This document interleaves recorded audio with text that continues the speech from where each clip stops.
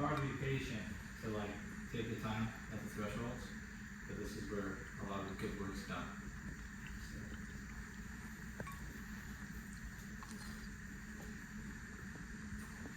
So if you have something you can do, see?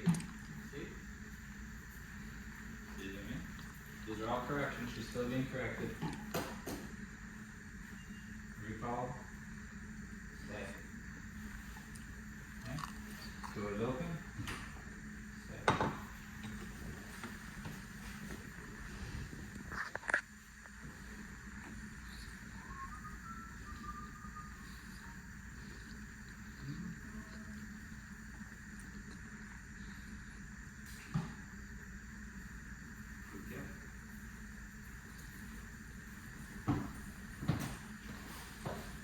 See if I almost make that mistake right there as well. There it is. She's getting corrected for that. Good, stay. This is another good example of using the threshold here to create that permission-based mindset where she doesn't just say, oh, now I must be able to go in because he walked in.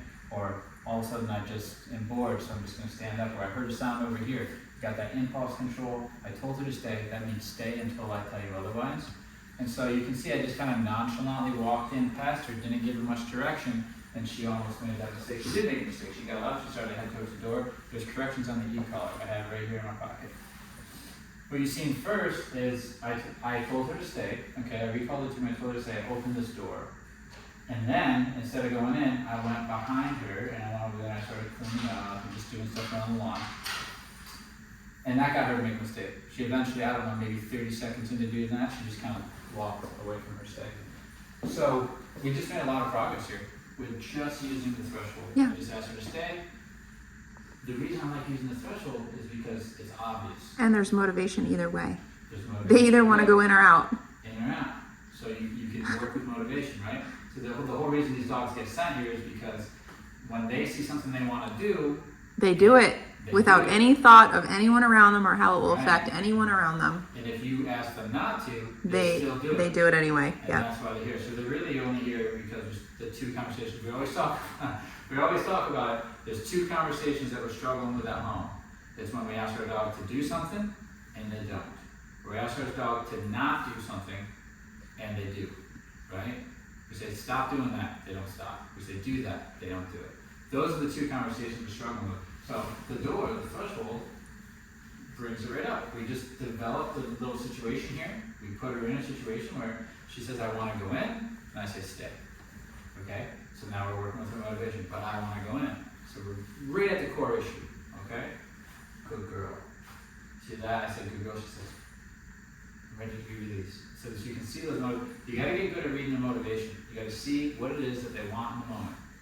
And if you get good at that by paying attention, they always express what they want. Right. It's always there. They're open books. You can just read them constantly. So even there, when I said good girl, that little flinch is because she wants to be released. So At the drop off, her male owner said she's really here because of her reactivity to literally everything. Great, because this solves reactivity. Yes, it does. And reactivity isn't just, a lot of people use reactivity Barking and as lunging. barking, that's what they say. No, it's just forward motion towards literally any moving thing they see. Right, so if we're in this room and there's nothing going on, it's just me and the dog, and there's literally nothing, not even a fly. All of a sudden, something enters the room. Bam, If there goes the dog. responds to that. That's they reacting. Yes. Whether it's a bark, it's a lunge, it's a whine, it's getting up and running in the opposite direction, this is them reacting to the environment. What I want to see is the dog notice Check the it thing, out. and then look up at me And look at say, the what owner. are we doing? That's a dog who's not being reactive, they're waiting to be told what to do. That's a follower. You see, that's why we create a follower. Because followers see they go through you to get to the world. So they see something and they say, how should we respond to this? Right? And that gives us a chance to lead. Without that, You're following your dog, we're whether just you like it or following not. the dog. We're trying to, one of my trainer friends would say, you're just putting out fires all day. Yeah. You just put the dog in front of you and making fires, and you're just over Yes. putting them out. And while you're doing that, you're apologizing to everybody. Sorry, she's nice, she's friendly, you're just putting out fires, right? Where we want the dog behind us, and we're carving the path forward. And I say behind us, I mean that physically with the walk, but I just mean that in the totem pole, in the hierarchy of the pack, like, they're not making the decisions. They're not, you know, influencing us saying, we're not looking at the dog and saying, what should we do here, right? And the dog gets to tell us where to go.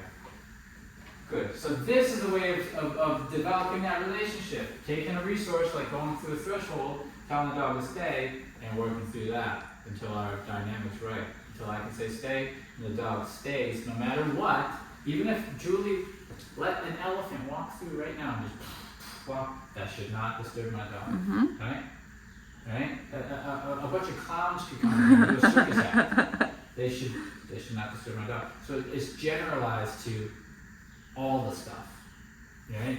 And she can trust me. That's where the trust comes in. I'm not going to tell you to stay and you have to move because you're endangered. Like a car's coming, it's going to hit you or something, right? If I tell you to stay, you're safe. Just stay. Right? Always. So, you see that? That's reactivity. Right there. Because what you're going to see, let me prove it to you. What you're going to see, do this a couple of these. Correction. That was her first correction. I didn't correct on the first one. See why I'm correcting? Correcting when the attention goes to the thing.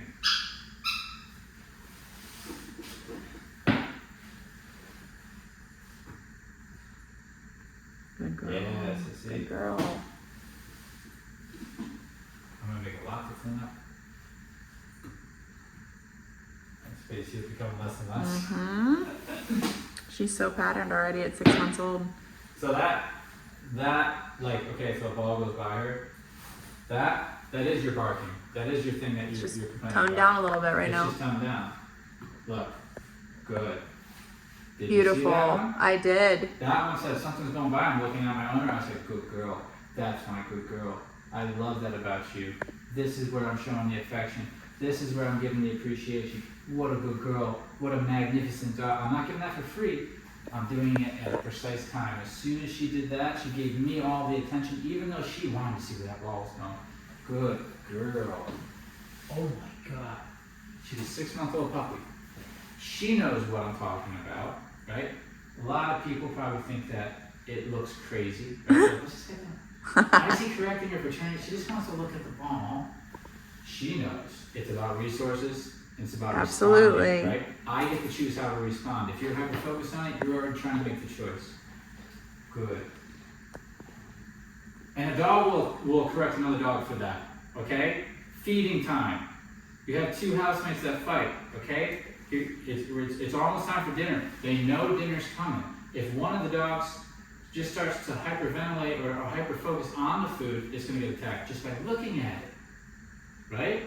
Just by looking at it. So dogs will do that naturally. They'll correct each other just for looking at a resource that they don't want them to have, right? Good. Unless I give her permission, it's not for her. Good girls, Zoe. Break! Yay!